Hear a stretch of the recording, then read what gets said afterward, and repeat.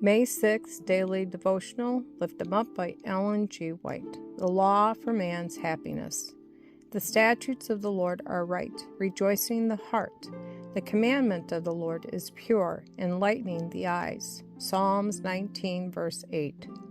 In the beginning, God gave His law to mankind as a means of attaining happiness and eternal life. Satan's only hope of thwarting the purpose of God is to lead men and women to disobey this law, and his constant effort has been to misrepresent its teachings and belittle its importance. His master stroke has been an attempt to change the law itself, so as to lead men to violate its precepts while professing to obey it. One writer has likened the attempt to change the law of God to an ancient mischievous practice of turning in a wrong direction, a signpost erected at an important junction where two roads meet. The perplexity and hardship which this practice often caused was great. A signpost was erected by God for those journeying through this world.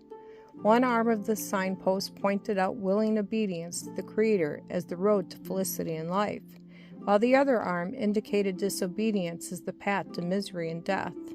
The way to happiness was as clearly defined as was the way to the city of refuge under the Jewish dispensation.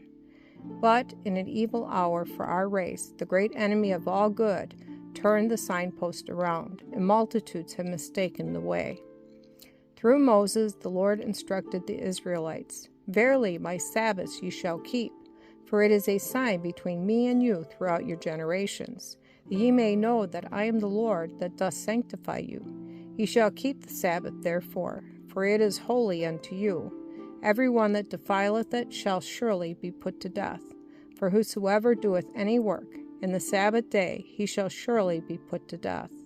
Wherefore the children of Israel shall keep the Sabbath, to observe the Sabbath throughout their generations, for a perpetual covenant. It is a sign between me and the children of Israel forever. For in 6 days the Lord made heaven and earth, and on the seventh day he rested and was refreshed." Exodus chapter 31, verses 13 through 17.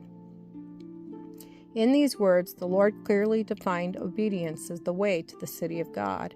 But the man of sin has changed the signpost, making it point in a wrong direction. He has set up a false Sabbath and has caused men and women to think that by resting on it, they were obeying the command of the Creator. God has declared that the seventh day is the Sabbath of the Lord. When the heavens and the earth were finished, He exalted this day as a memorial of His creative work. Resting on the seventh day from all His work which He made, God blessed the seventh day and sanctified it. Genesis chapter 2, verses 1 through 3.